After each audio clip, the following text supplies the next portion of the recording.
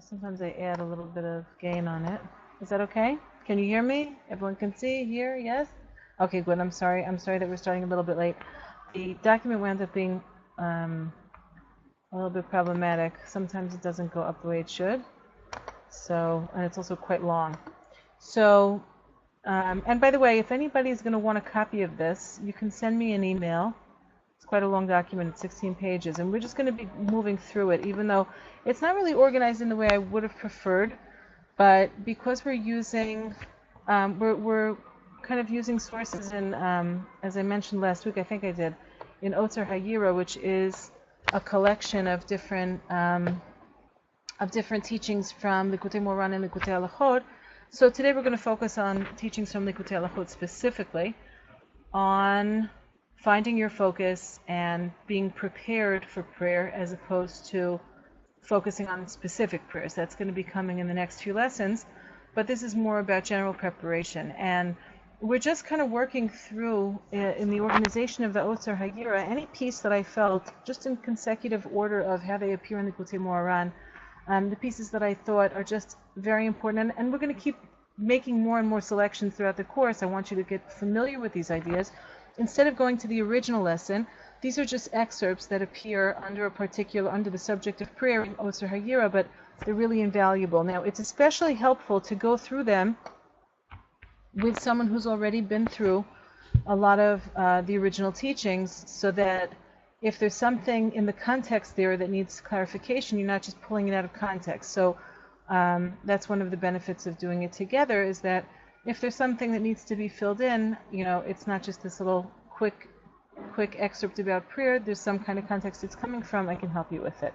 So this first selection is from the third lesson in Likutey Moharan. Now,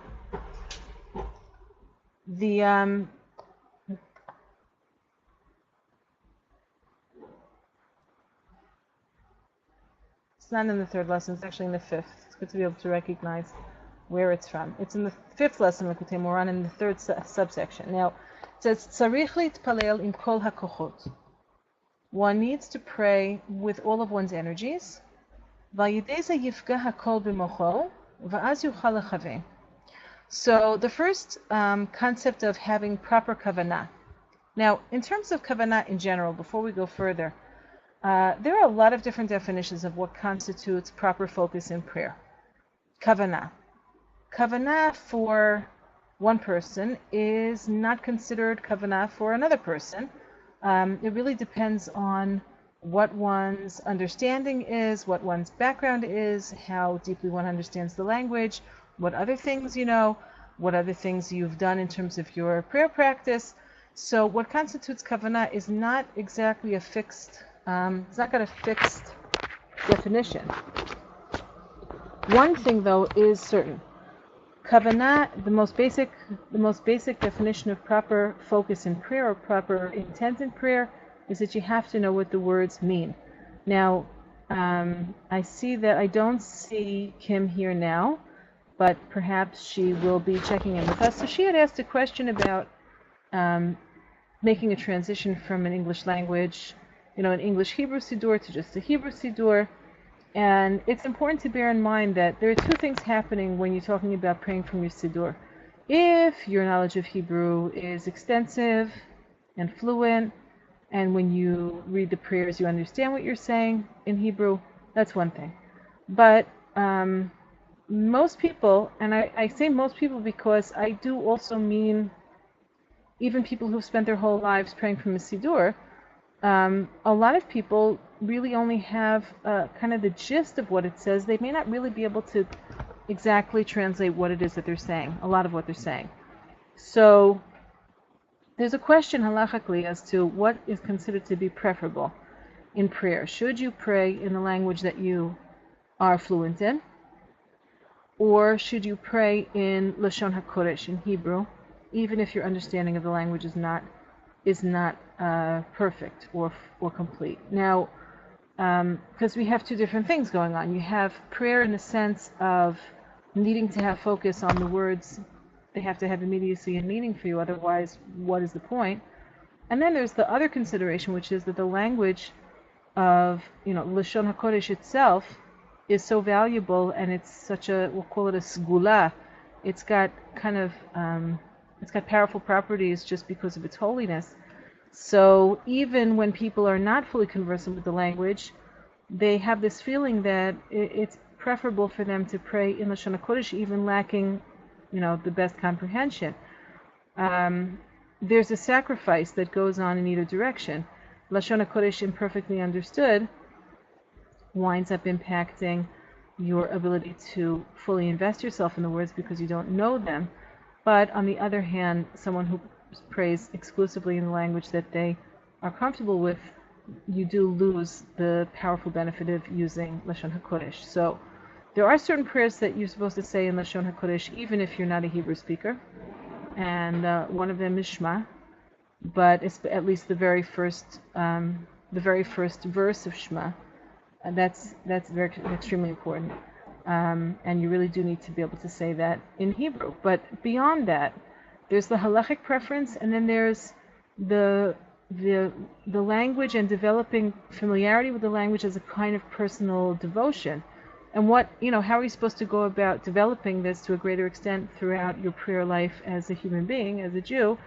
And the way that I was taught, and what I always recommend, is that as one gets ever more familiar with the language of the siddur, the language of Hebrew overall, so it should be a gradual process of choosing smaller increments of the siddur to say and pay attention to the English translation until the actual language really feels comfortable for you and you feel that you know exactly what these Hebrew words are saying. And once you have that down, let's say even just one small bit of, one paragraph of Shema, or part of Birchot HaShachar, or whatever it might be, something incremental that doesn't have to take that long. And when you really feel like it's comfortable for you and it's easy for you to say and you understand what it says, so then you move on and you do the same process with some other next bit of the prayers. Say it in Hebrew with a facing translation into English or whatever language is most comfortable, until it is really smooth and accurate for you, and even if it's only line by line. And then you add incrementally, and you continue to add incrementally to your otzar, your treasury and your treasure store of Hebrew prayer that binds you to the siddur and to the language of the siddur. But it can be a really gradual process that takes quite a bit of time. We really can't afford to sacrifice one for the other, meaning to say Lashon HaKodesh is so important, I can sacrifice meaning. Prayer, it's hard to say that it's really meaningful if you don't know what the words say. So we all understand, I hope, that it's kind of a balancing act, and one that's always in flux, and you continue to develop and work at it.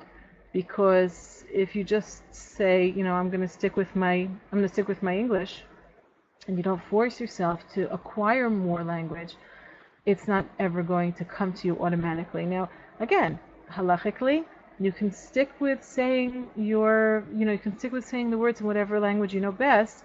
It qualifies, except for those very few sections that really do need to be said in Hebrew. But it's certainly preferable to use the holy words. And the truth is that, as a woman, it's very interesting. We had, so many generations of women who were not necessarily that educated in their understanding of Lashon HaKodesh. And nevertheless, they loved their siddur, they loved their tehillim, they said the words, they read them, they learned how to read them, but they didn't necessarily understand it, but they felt a kind of, an uplift from immersing themselves in the holy words, even if they couldn't translate necessarily. And that's not true only for women, it was true for also many Jews. So,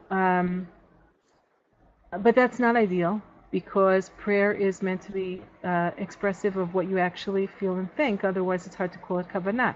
So, basic kavanah, just according to the halakha, is that you really have to know what the words mean, and the way you navigate that with your language facility it's an ever developing project, hopefully. So these nice siddurim that they have of all the different nuschaot, you can get many good siddurim that have a line by line kind of translation.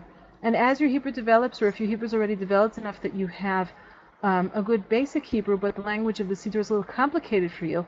So there's a very beautiful siddur called the Yisod Malchut. Yisod Malchut I highly recommend for the siddur and also for the Tehillim, because the publisher of the Yisod Malchut basically takes, it's just like it's got a, I wonder if I have a copy right here I could just show you quickly. I'll show you Yisod Malchut, one second, I'll show you Yisod Malchut, not on the siddur but on Nach, and you'll see what I'm talking about. Here. Okay, so there's also a full set, we have also like a full set of Yisod Malchut on all of Tanakh. Now, this is the way it's arranged. Just imagine this is a siddur or this is a Tehillim, right?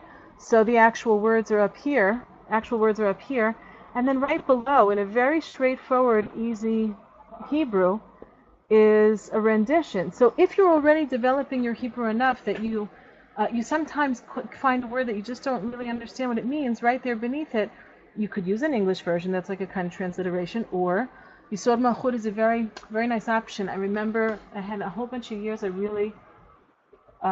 only prayed with Yisod Malchut. I really loved it very, very much. So it's another option if you're, moving through developmental progression in your acquisition of Hebrew and your comfort with Hebrew. That's one potential further stage to go to.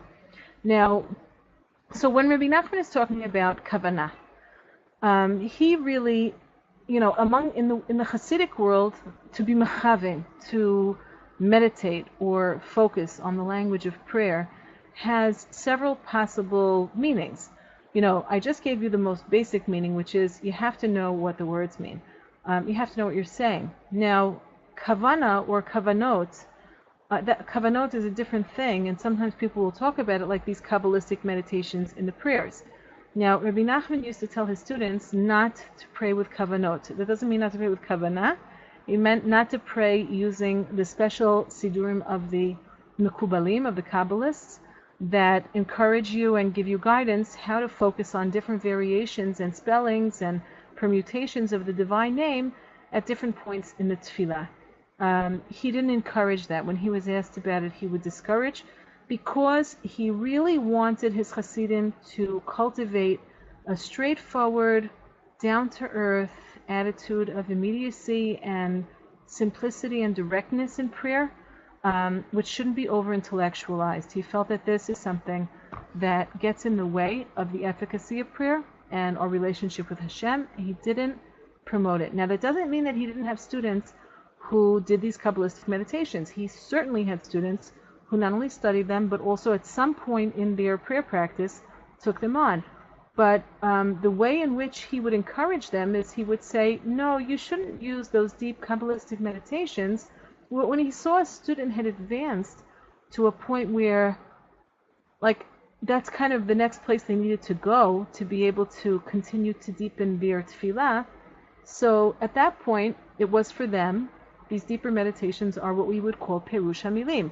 It's already like a kind of, for them, at a person at that level, it's like that's already like a straightforward translation for them of the word. All the rest of it, and that's after having spent many years in tefillah b'chavanah, in prayer with good focus and intent, in a much more straightforward way. So it can't be like this kind of artificial mental gymnastics exercise, and that's something that among Breslovers it's something that's very notable. And there's a famous story about two brothers. I might have told this story if we were in the classes before Pesach. I usually tell the story before Pesach. So the kavanot for Leil HaSeder from the Kabbalists, the deep meditations for the entire Seder are very, very complex. They take a long time. They require a lot of mental focus. It's a very difficult, it's like a hard night, for Kabbalists, Leil HaSeder. And there are two brothers in a certain town, one of whom was this very simple Jew, but very faithful, and the other was very scholarly and a Kabbalist. And so the two of them, each of them had their own families. So the two of them spent Leil HaSeder with their families. They didn't have the Seder together. And the next morning they met up in shul, And the simpler brother, he ran over to his older brother and he said, "Oh, my brother, how was your Leil HaSeder?" So the older brother says, it was a very special year for me. The kavanot are very, very hard to keep all in mind and not to mix things up and not to put things out of place. And I felt like last night, this is the first year, I really felt like I actually managed to have all of the kavanot in order, according to the way of the Arizal. So it was a very good night. It felt like it was a really good night. And he turned to his younger brother, his simpler brother, and he said, "And you?" So the simpler brother said, "I don't know anything about all of these kavanot. I just know that I was so happy that God took us out of Egypt and saved us and brought us to like this moment in time. And if He had not taken us out of Egypt, we would still be there now." And he was overflowing with joy. And the older brother, the Kabbalist, he says, "Oh, I forgot to think about that. That escaped me. I didn't remember that one." And that because that's not kavanot. That's just thinking and feeling. And so kavanah, or focus in tefillah, has a whole bunch of bits and pieces of it that are all important. And the first of which I just said before is perush hamilim. We have to really feel like we know what we're saying. The language has to be expressing something that we understand. So that's the first thing. And then we have kavanah in the sense of nochachut. Focus, kavanah, in the sense of feeling like I'm actually before Hashem. And because obviously otherwise I'm just sort of talking to myself. So that's another aspect of kavanah that Rabbi Nachman addresses in many, many places, which we're going to go through and see a few different places that he speaks about it. And his recommendations, he makes, he doesn't only say, you must have kavanah. He gives us some recommendations to help us, and I want to share them with you because I have found them in my life also to be very helpful. So let's see. Let's begin. Tzarich. Let's go back. Here. Tzarich להתפלל עם כל הכוחות. One must pray with all of his energies. ועל ידי זה יפגע הכל במוחו, ואז יוכל לכוון. Okay. Now, it's through using the energy of the voice and the body itself, that's what he calls in kol hakochot. This causes the sound of one's voice to reverberate within one's mind. V'az yuchal lechaven, and then it's easier to have kavanah. Okay, so the first thing that says in lesson 5 in Likutey Moharan, Rabbi Nachman says it can help your kavanah to pray loudly. Now, in the world of Hasidim, so there are loud daveners and there are not loud daveners. So who are our loud daveners? Well, we have Breslevers who tend to be loud, and we have Karliners, they tend to be loud. And there's another one. What's their name?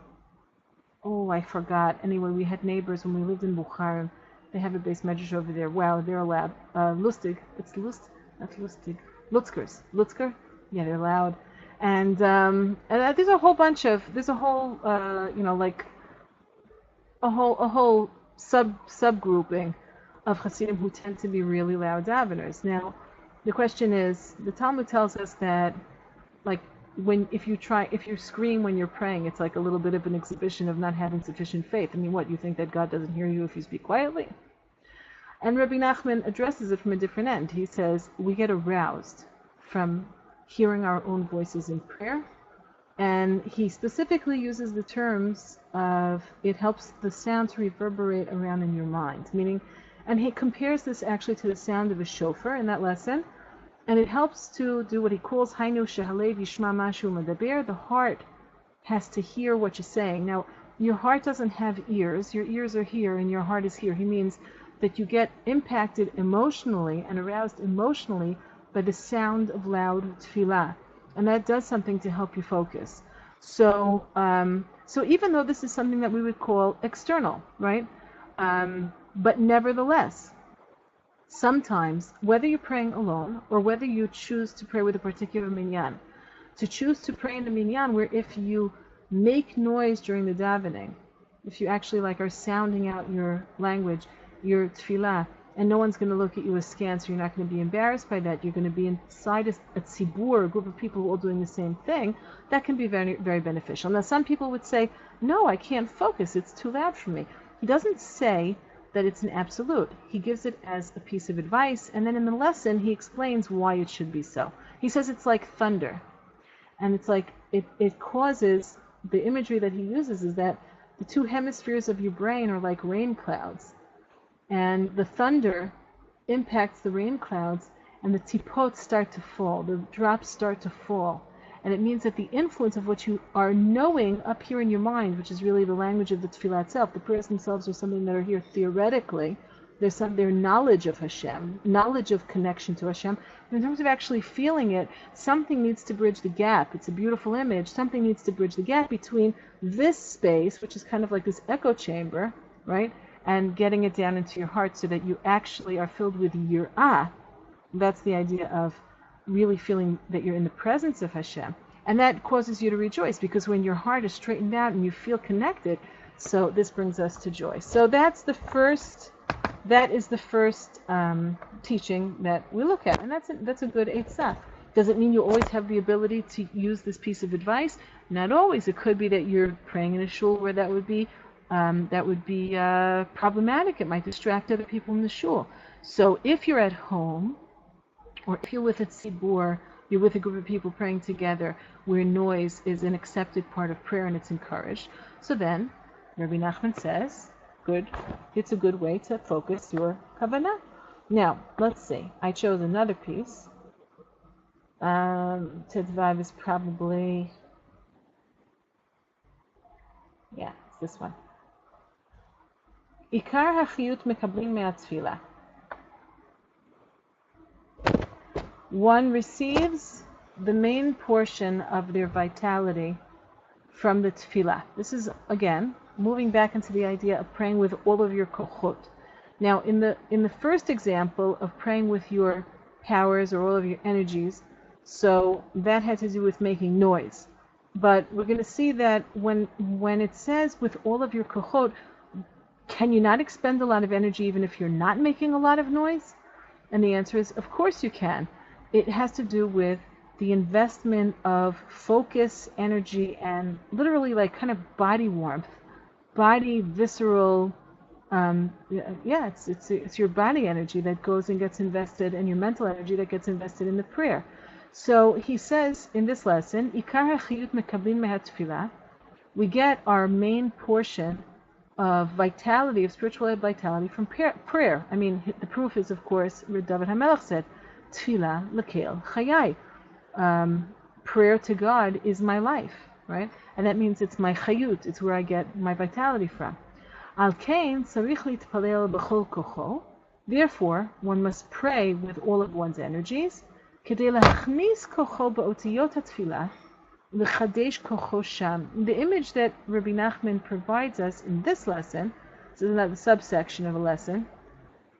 So he says, when you invest your energies into the letters, he specifies the letters. It means you have your siddur in front of you. He's not talking about his bodedut. I mean, he is also, but really, its more clear meaning is in the siddur itself. So you have otiyot hatfilah. You have letters of tefillah, let's say in the case of the siddur, right in front of you. Now, a lot of time we sort of feel like it's a mistake actually to feel this way. Like, here's the arc of the pathway of the Baal Tshuva.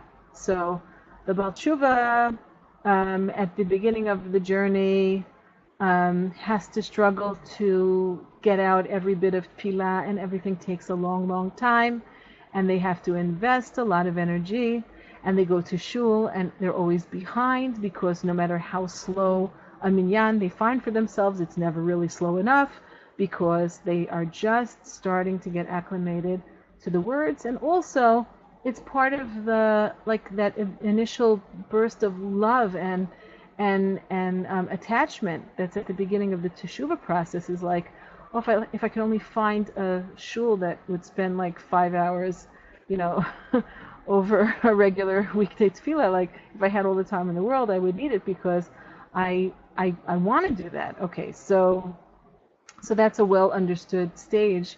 And then, unfortunately, I'm saying this unfortunately, what sort of happens is, well, at a certain point about Shuvah, this is like I'm generalizing, but this is a very common kind of situation.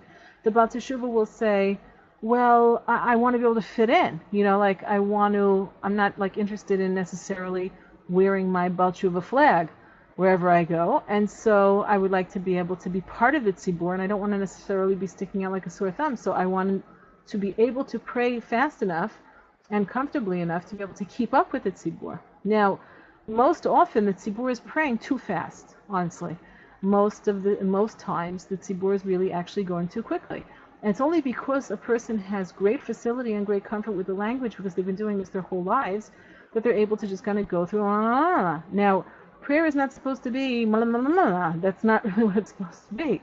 So we wind up having this feeling of like, oh, I've arrived, right, for a Baal Teshuvah to be able to keep up with the minyan, know what's going on, never fall behind, never lag behind, is paradoxically a state of having arrived to a certain extent in terms of their connection with the tzibur and feeling at home. And at the same time, it's actually quite a loss, because the investment of self takes time, and focus on the words takes time, and it's not easy to necessarily find a minyan where the pacing is really just right. It's really not simple, as I'm sure all of you know. Yeah, you know what I'm talking about. I'm speaking not la'inyan. It's sort of like, where is that happy medium between, and at every stage it's a different happy medium. At every stage of one's development, it's like, what feels like the right place and what gives me the right pace is not necessarily going to be the same thing now as it was 5 years ago, as it will be in another 5 years. So this is something that's a little bit complicated. Now, when it says, Al kein tzarich litpalel b'chol kocho k'dei lachnis kocho ba'otiyot hatefillah, that you have to really invest yourself into the letters. Why? Ulechadesh kocho sham. And one renews their energies there inside of the letters, which means that as I invest the totality of myself, my physical energy and my mental focus into these letters that are on the page of the siddur that's in front of me, so I will draw back, right? I will reap from that investment a great renewal of my energies. And that's why after you have a really good davening, you've invested yourself, you come out and you do feel alive, and you feel good, and you feel energized. That's what happens. Rabbi Nachman tells us why. Because the tefillah lekil chayai, when you're properly focused on the prayers, so what happens is you have a renewal of vital energy that comes via the agency of the letters. And you can think of them when you have those letters of the siddur in front of you, when the siddur is open right in front of you. Gila Rachel says when she davens in shul, she basically does her own thing, except for certain prayers like Kedusha and Kaddish. This is true, but again, the pacing, there are halachic issues about when you're with the tzibur, about interruptions, when you can interrupt, when you must interrupt, when you're not allowed to interrupt, and keeping to the pace of Kedusha and Kaddish. Now, you may do it, it's true. You can do your own thing, but then you wind up being out of step. Like if it's a Shabbos and you're there, so you wind up being out of step with Kriyat Torah, or you wind up out of step and you are still catching up on Shacharit while everybody's already praying Musaf. That winds up being the hazard of just trying to stay focused on your avoda and not having a balance together with the pacing in the shul that you're with. We're going to talk later on in the course, we're going to talk more about the power of the tzibur and how sometimes it might be beneficial to kind of sacrifice one's own personal prayer in order to stay together with the tzibur. We'll get there. Sometimes it's not the right thing. Sometimes it might be the right thing. But in general, the issue of pacing is really complicated with the shul. But I just wanted to point out that like this is a common issue. It's like it's a paradox. That's an unfortunate paradox of, as you get more familiar, you wind up being it's sort of expected of you that you're going to be less focused and less. You're supposed to be able to be fully invested and fully focused on the prayers, but racing through them at a pace that's too fast. And so it's just not simple. Now, the area that I just want to focus on in this particular mini teaching is this idea of investing yourself and then renewing yourself, meaning it's via the investment of energy into and focus on the letters of the prayers themselves. And to be able to see them, they're called otiyot merubaot, they're kelim, they're like little vessels, every single letter of every single word. And that's something that's very much entrenched in the Hasidic attitude toward prayer and all Hasidic teachings on prayer, is this idea of them, of the actual letters and words being a kind of, not a receptacle, a vessel. And so the vessel is something that Rabbi Nachman is giving us a beautiful insight. He says it's something in which you invest self, and something beautiful and magical happens when you invest your energy inside of this vessel of the letter or the words, is that something beautiful happens there, which is tefillah itself revivifies, it re-energizes what you've put in, and then it gives it back to you. And so you're in a communication with the tefillot. Like with the machzorim, it's clear you need to be with the tzibur, so you zip through what you miss. Somehow it doesn't translate to Shabbos. Hearing, okay, about we being with the tzibur on Shabbos.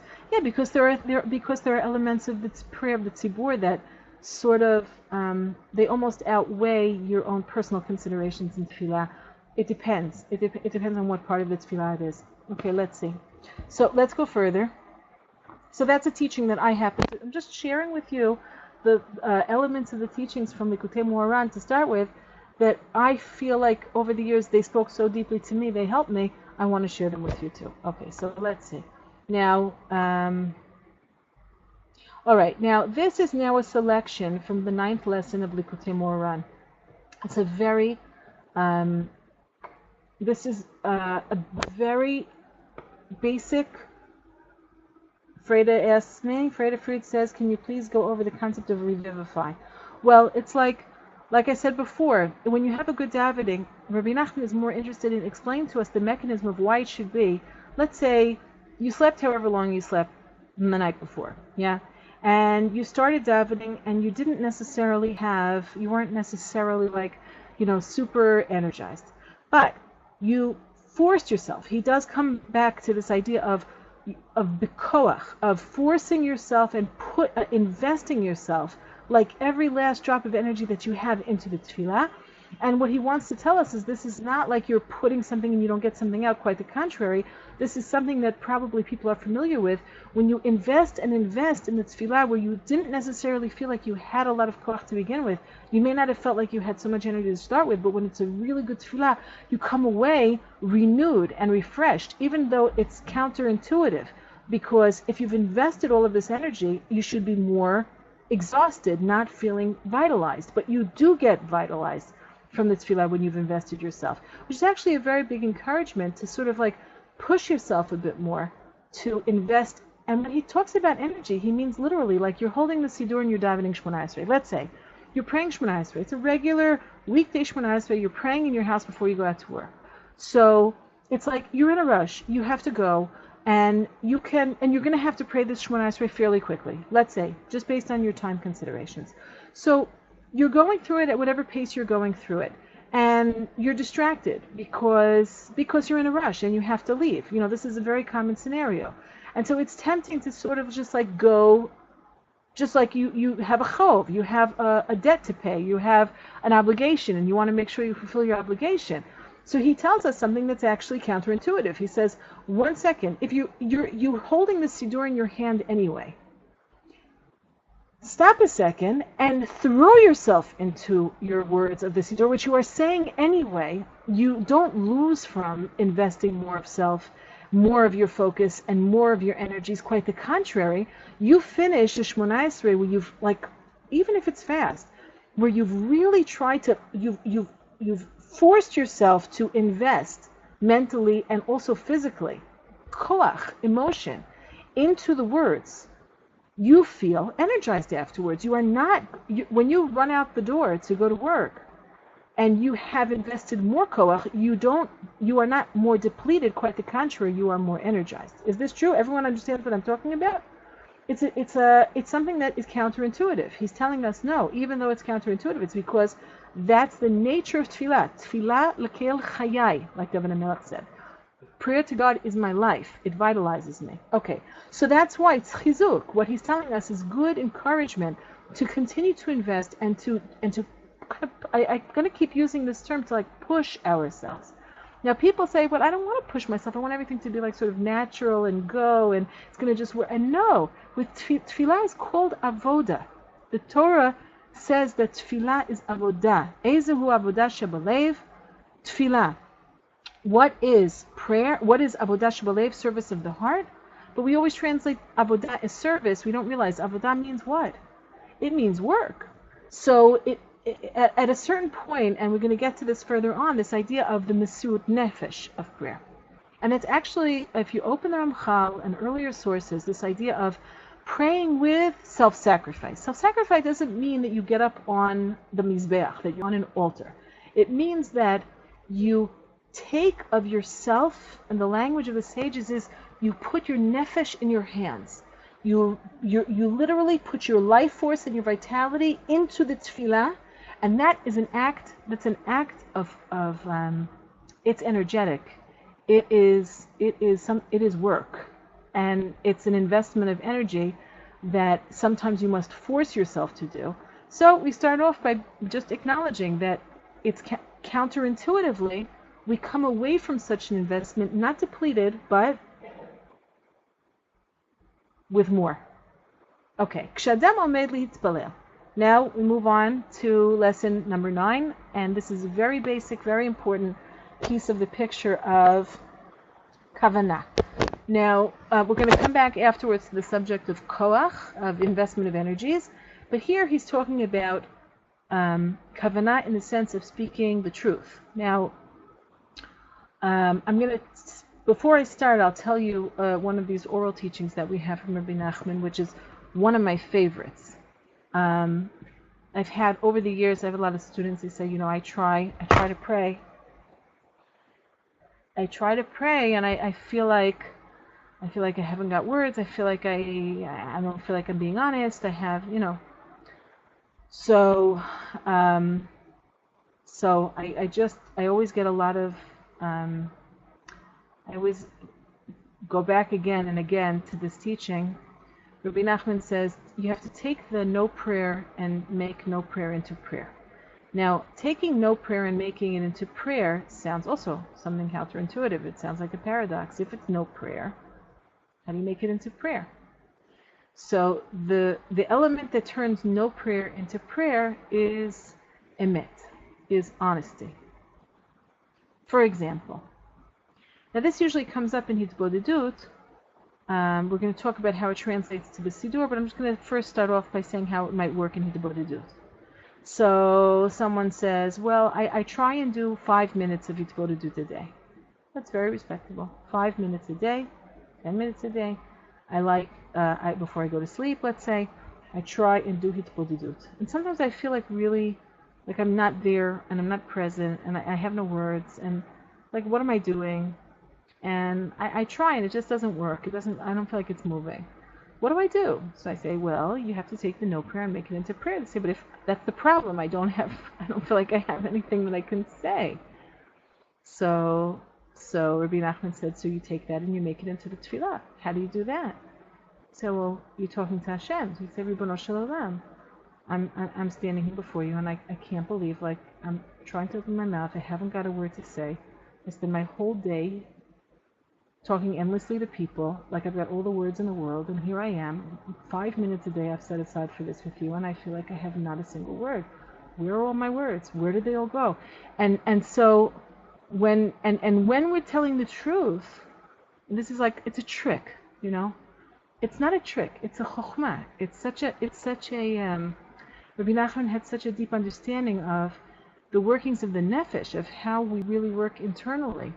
And this idea of taking the no prayer and making it into prayer, it's such a magnificent etzah, it's such a magnificent piece of advice, because it really means that there's no place that you can be, no situation, or even no feeling of distance, that allows you to remain in a state of distance for more than an instant. Because even if I'm feeling as far as I can feel, and I feel without any vitality whatsoever, as soon as I know from that feeling, as long as I'll speak honestly about it and I'll just open my mouth, I'm going to come to a sense of I'm going to get a sense of immediacy and presence if I will just persist in telling the truth. So even such a thing as, I feel so far from you, where are you? I don't feel you. And just to keep on persisting and saying exactly what is the truth. at this moment in time, and that's the gateway through which I'm going to come into contact with Hashem. So I give this to you as a gift. For those of you who are not familiar with this tool, this is one of the most basic tools of maintaining a vital connection with HaKadosh Baruch Hu through prayer all the time, without any exception. There is absolutely no circumstance where you could be far or feel far and not be able to immediately attain, if you'll be persistent, a sense of closeness. Because even when you're feeling far, you are telling the truth of how distant you feel, and things tend to turn around. And even if you do this for 10 minutes and you still feel far, it was worth a lot. So I'm just giving that over to you. Now, in terms of the siddur, let's go back to not hitbodedut, but back to our siddur. So in lesson 9, Rabbi Nachman is addressing the issue of emet, of speaking the truth. Now, it's very interesting. When you have a siddur, what's the problem with the siddur? What's the place where people get stuck with their siddur? Is that they feel like, there are a lot of people who say, I identify with hitbodedut because I have to speak about what's going on with me right now, and that's honest and that's real, and I feel close to Hashem when I do that.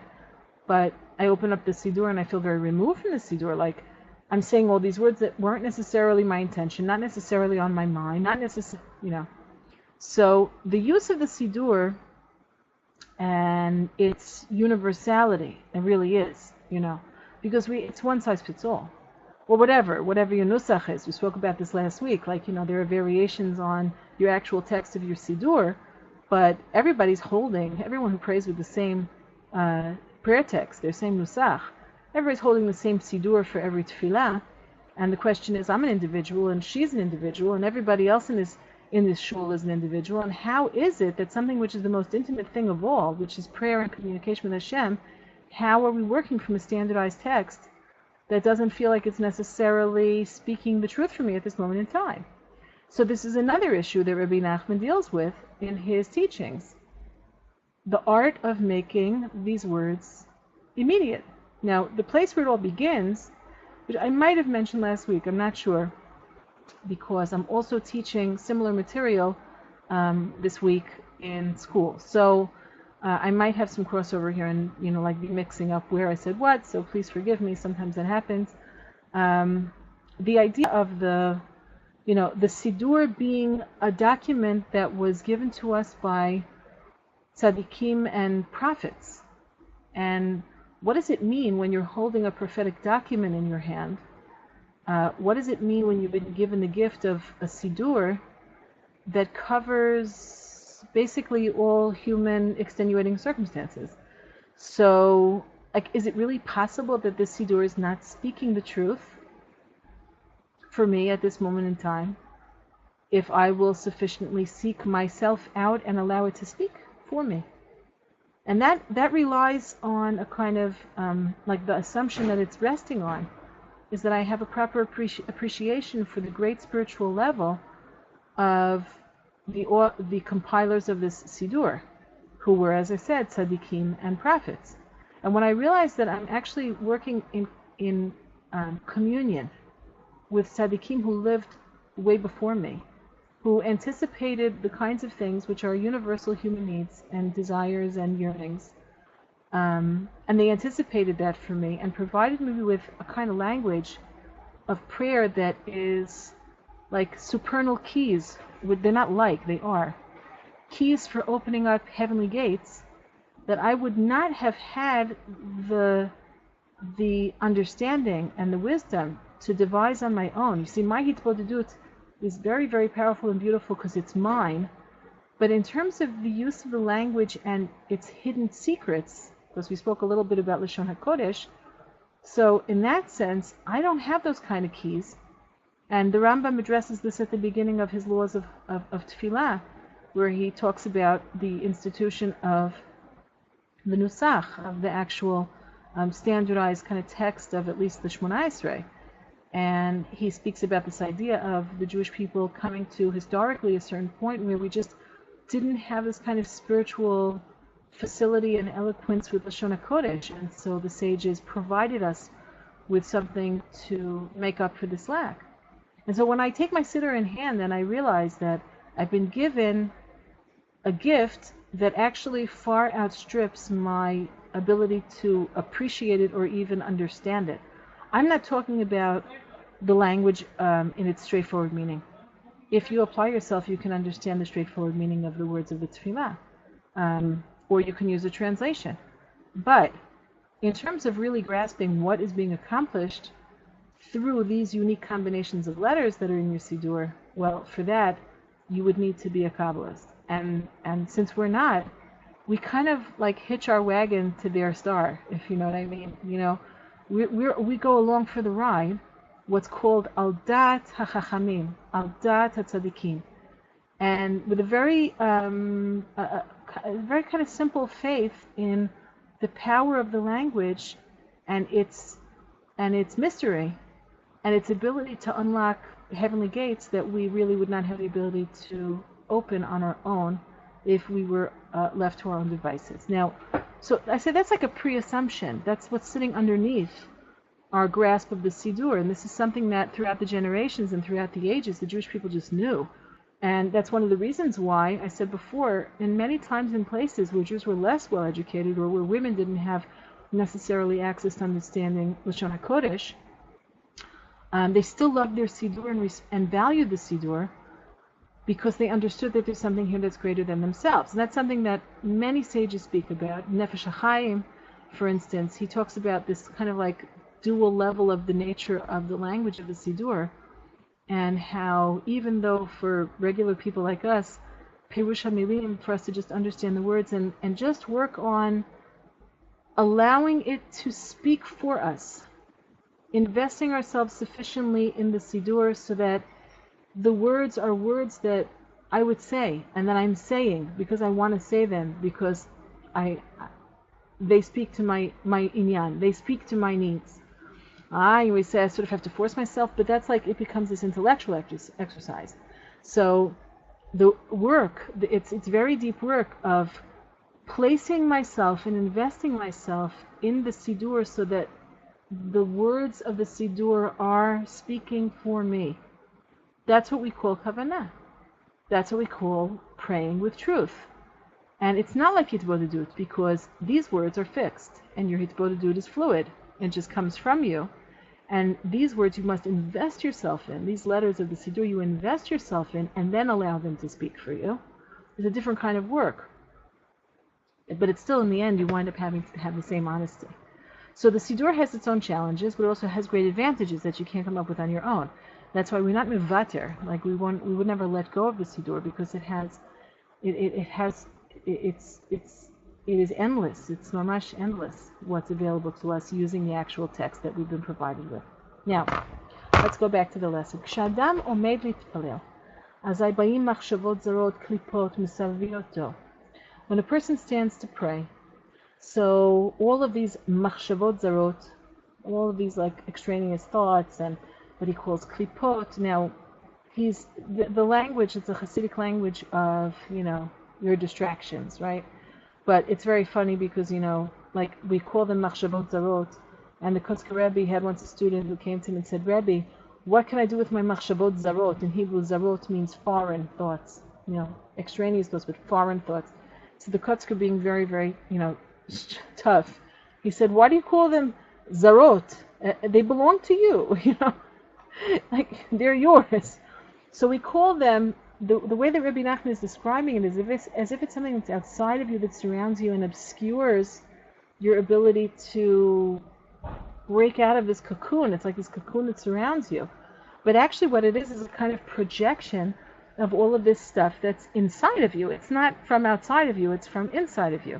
So our distracting thoughts, she calls klipot, it makes us feel like we're wrapped in this cocoon that numbs us, cuts us off, and we're like left in the dark. And we don't feel like we can really pray because we're so disconnected, because we're really like, again, imagine this is the image of this cocoon that surrounds us. Now in that lesson, Rabbi Nachman says there's a way of breaking through, or as he says, turning on the light inside of the box that you're in. And the box, obviously, we call it the teva, right? A word is also called a teva, which is a box.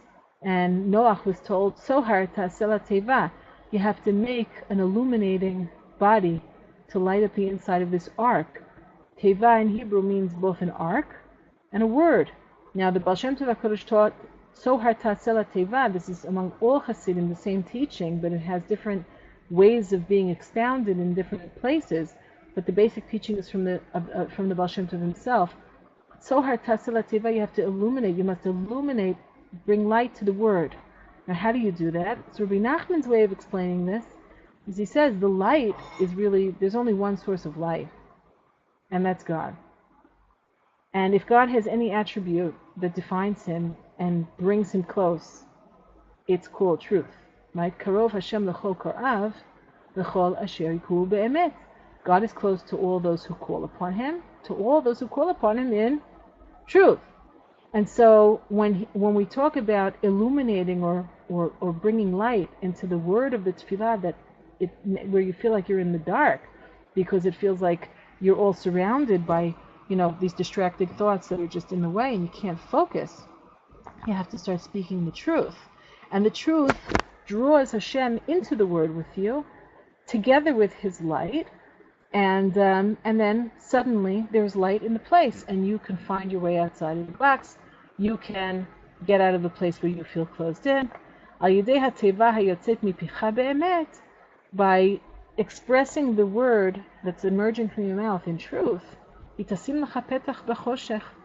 opens up an opening in the dark place, where you feel yourself trapped. And it helps you to focus properly.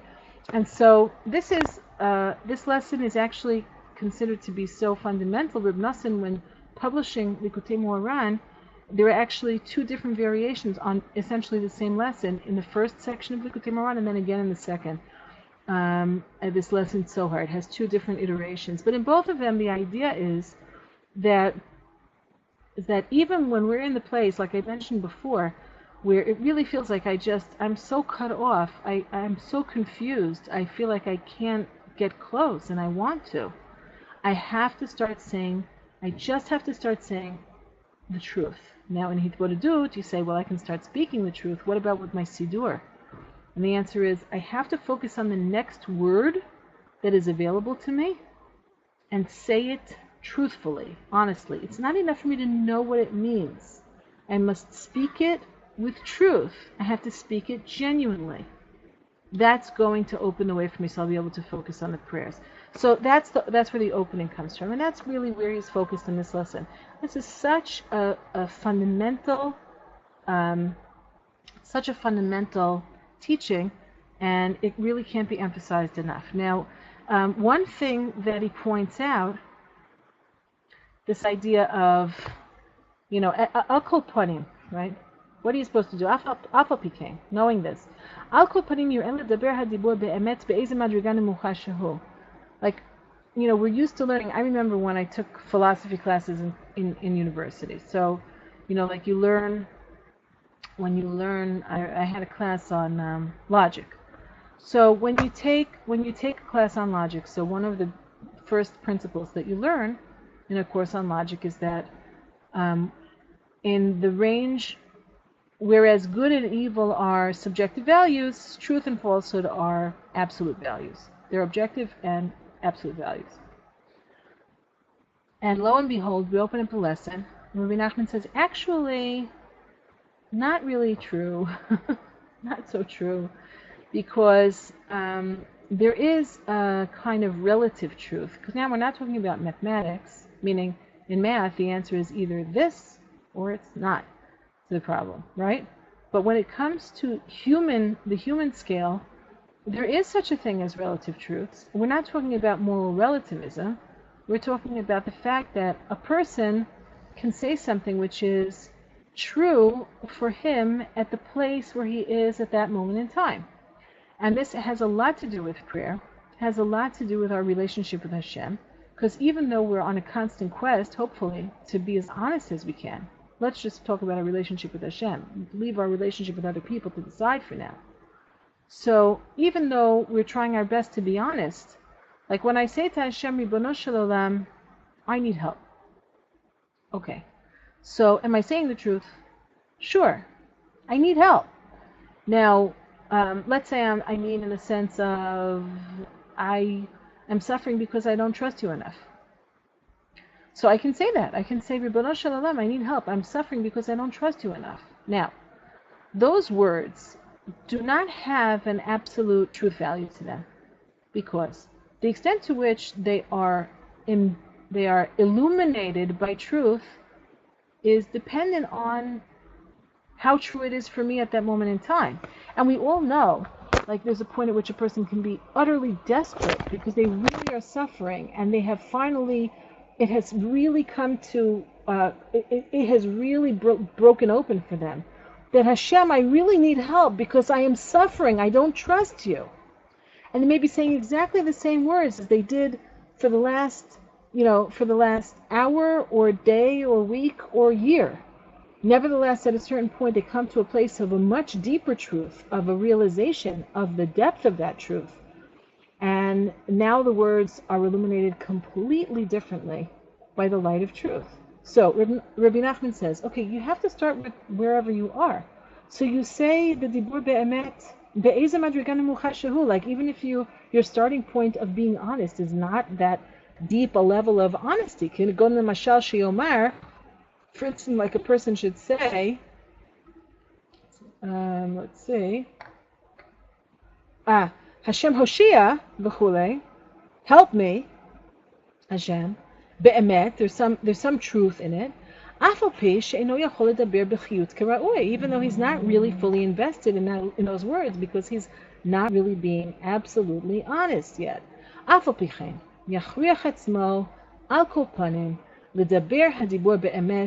Nevertheless, he must force himself. You see, he uses this language again of forcing. He must invest to speak that word be'emet, honestly, b'pshitut, in the most simple, straightforward way, but as honestly as one possibly can, kafi mashuhu, wherever you are based at this moment in time. Meaning, it's far more important, and this goes back to Rabbi Nachman's whole approach about kavanot, right? Where he said it's so much more important to just speak with immediacy and to be straightforward and honest in tefillah than it is for it's like all of the beautiful ideas that you could get in reading books and going to shiurim about the words and how deep they are. That's all fine and good, but if you're not able to make a connection between all that stuff and how the words are actually emerging in an honest way from your mouth, it's not going to help. So your mouth is really where it's at, and the kavanah shebalev, which really, your intent that's in your heart, and where you really are present. So all the stuff that you might know about the prayers doesn't touch where you're actually speaking the prayers and where you're at when you're actually saying those words and how you're feeling about them. And that's cool, to speak b'pshitut kefi mashahu, to speak from where you really are at that moment in time. Then the light of truth does illuminate the word.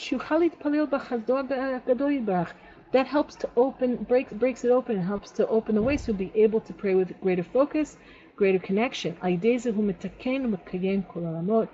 the truth is that this is the basis of Chassidut, is that you don't really have to be a great master Kabbalist in order to do and accomplish the things that need to be accomplished, not only for yourself spiritually, but to bring good things into the world and to draw down God's benevolence and His shefa, His abundance into the world via the prayers, just by being simple, honest, direct, present, and energetic in your focus. Okay, I think we'll stop for today, and we'll continue. We'll keep on going, Bezrat Hashem, next week with further sources and further ideas, and then we're going to go into the order of the prayers. I hope it's been helpful, and will continue to be helpful. It's also helpful for me. It's good, always good to be mechazek. Tefillah is one of those things that, like everything good, always needs constant encouragement and strengthening. Have a beautiful week.